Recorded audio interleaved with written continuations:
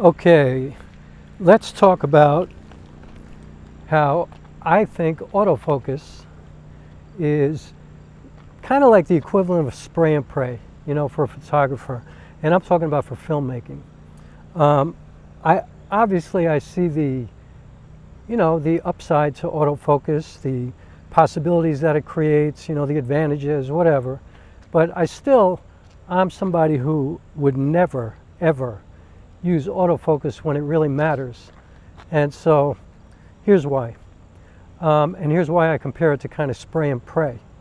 I mean, look, if you have a Sony camera with that, incredible AI like the ZVe1 or something like that, or the A6700, or if you have the Panasonic GH7 or the S5iix or something like that, and you have this epic autofocus that can track things even if something steps in front of the subject or behind the subject or, whatever.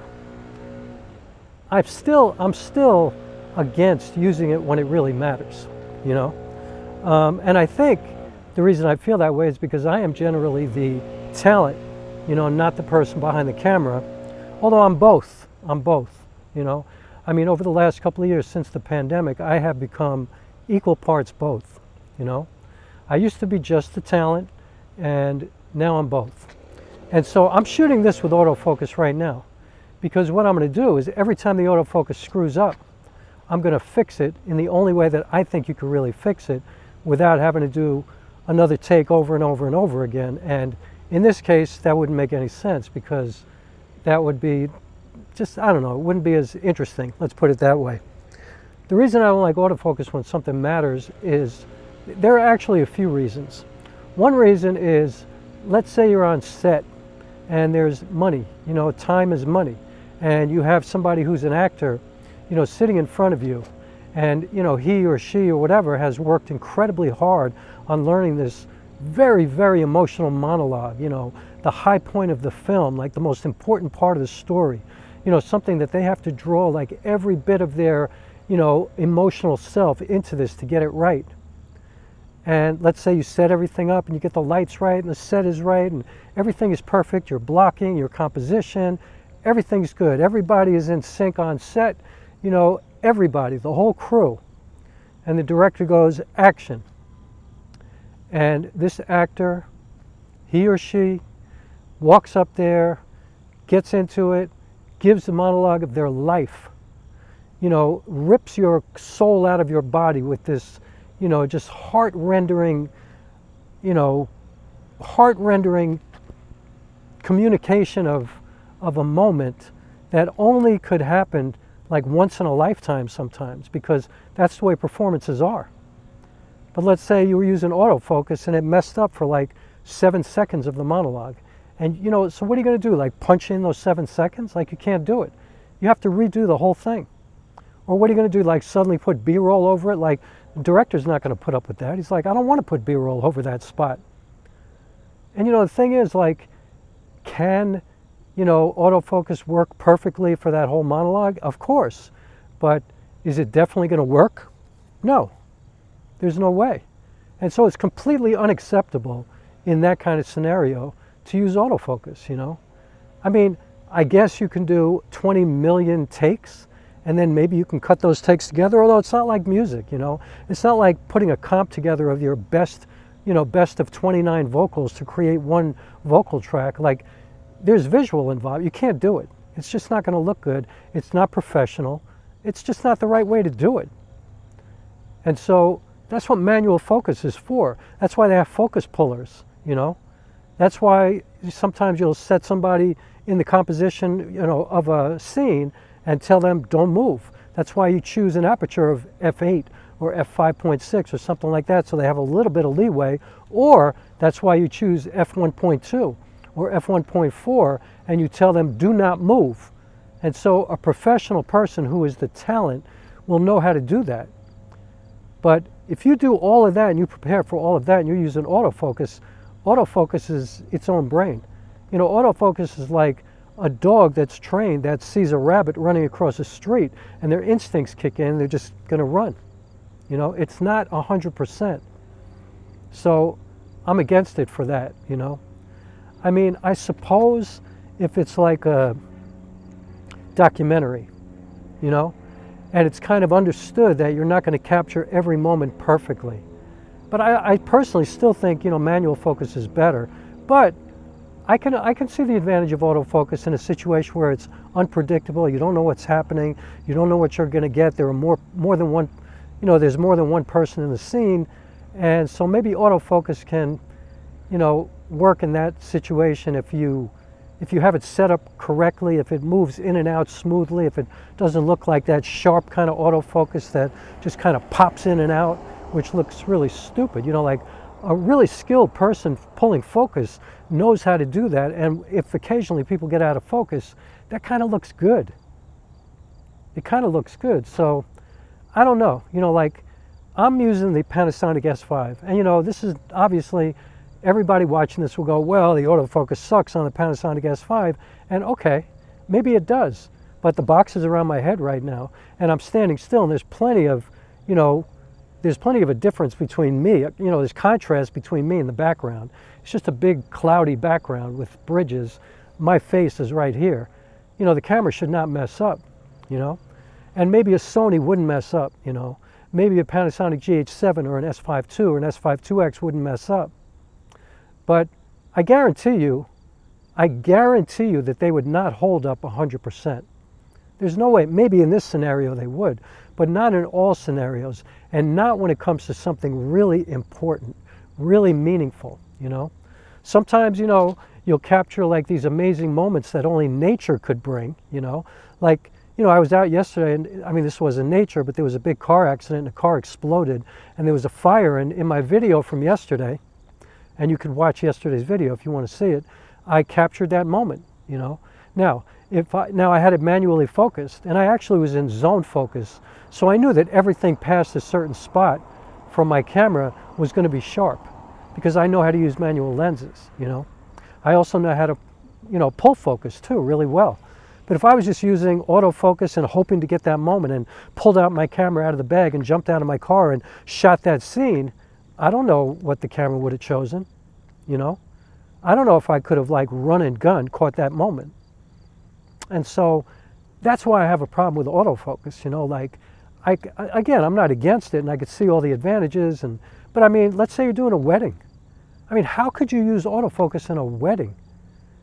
I just, you know, I know people do, and I know that's probably, well, I don't know, I've never shot a wedding, so I'm not going to say what the regular protocol is for shooting weddings, but I would only imagine if somebody asked me to do a wedding, this one-time life event that is probably the most important moment in these people's lives, I ain't trusting the Sony ZVe1 or the GH7 or any autofocus, any Canon autofocus. Like, I'm not going to do it.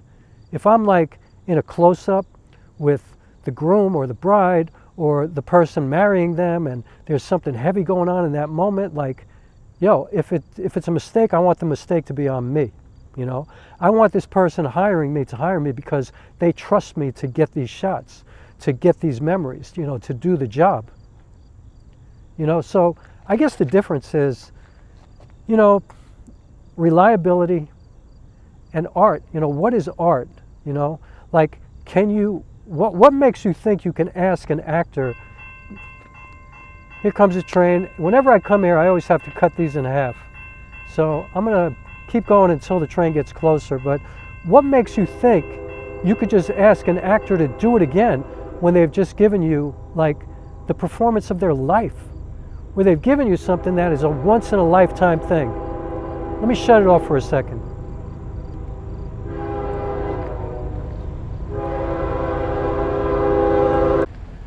Okay, the train has passed. So back to what I was saying. You know, what I'm thinking is like, and maybe I am speaking from the perspective of an actor, but I always wonder, like, what makes you think that it's okay to ask somebody to do it again when they have given you the performance of their life, you know? Like when they have just, you know, done all the work leading up to that moment, all the rehearsing, all the character development, all the studying of making choices of how to approach this and how to say it, the nuance of this performance. What makes you think that it's okay to just say to somebody, oh, autofocus kicked out a little, I lost focus, like, can you do it again? Now, of course, a professional will do it again and again and again and again, and they'll give you a great performance every time.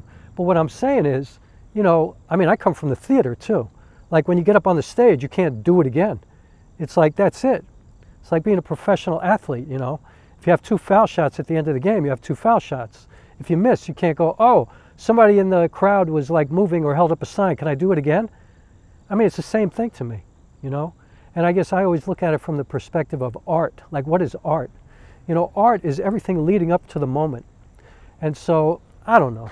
You know, I just don't trust autofocus for, you know, for the kind of work that I do, because I'm very meticulous. You know, I'm trying to be professional with everything that I do. I'm trying to, you know, capture moments. You know, I'm trying to respect the moment. I'm trying to, you know, acknowledge the fact that, you know, life is a series of moments, like one after another. You know, every second of our lives, every second of everybody's life is a unique moment that's never going to come again. You know, what's happened in the past has happened, but this moment right now is never going to come again. And if we can somehow capture or steal that moment, that's amazing.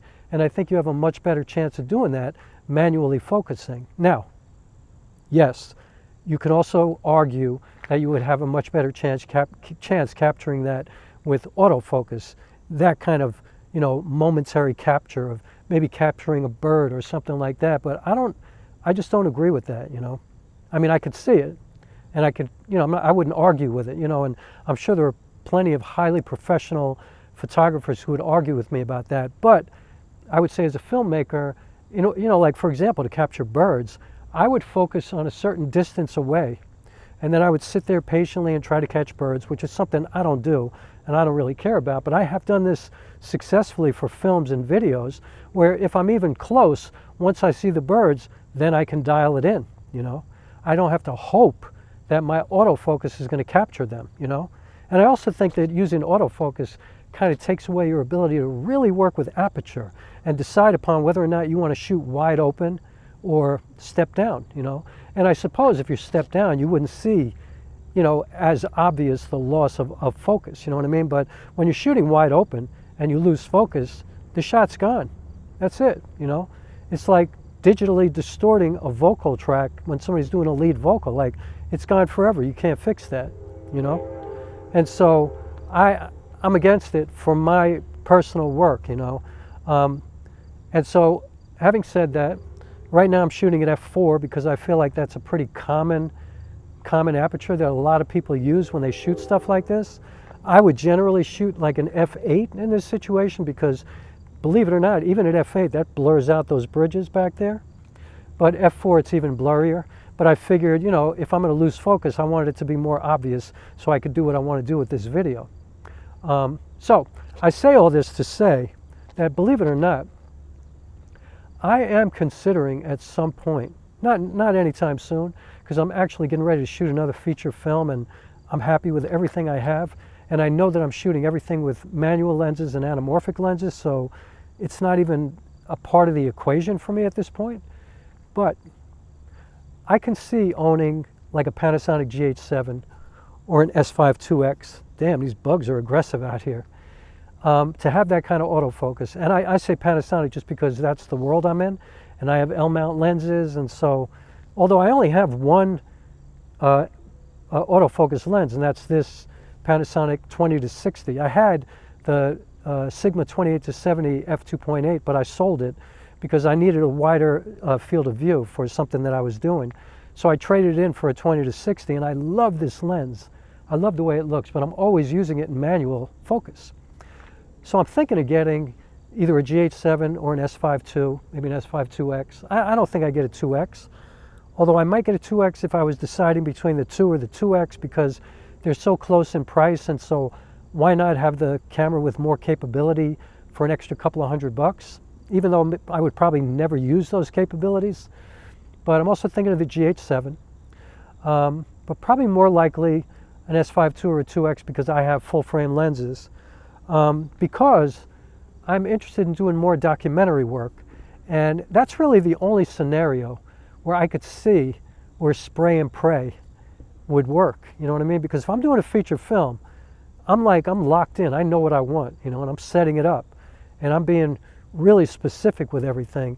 and I'm really working with my aperture and my field of view and like everything, you know what I mean? Like I'm not leaving anything to chance. I'm leaving everything to my talent, and if I'm not shooting, the cinematographer's talent. Like I'm not, you know, the people doing the lighting. Like I am relying upon people's gifts as artists.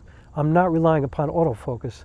However, if I'm doing a documentary and I'm doing a film like, you know, City of Gods or something like that, which if you haven't seen that, like the most amazing film ever. And now there's a show on, I believe, HBO Max that's based on that. And I digress. But I can see the advantage of being armed with a great autofocus camera in that kind of scenario. But I would leave my aperture stepped way down. And, you know, as I'm saying that, I'm thinking, why? You know what I mean? Because I could set my camera to like f11 or f14 or f16, and it's pretty much an autofocus lens. You know what I mean? I'm pretty much getting everything in the frame.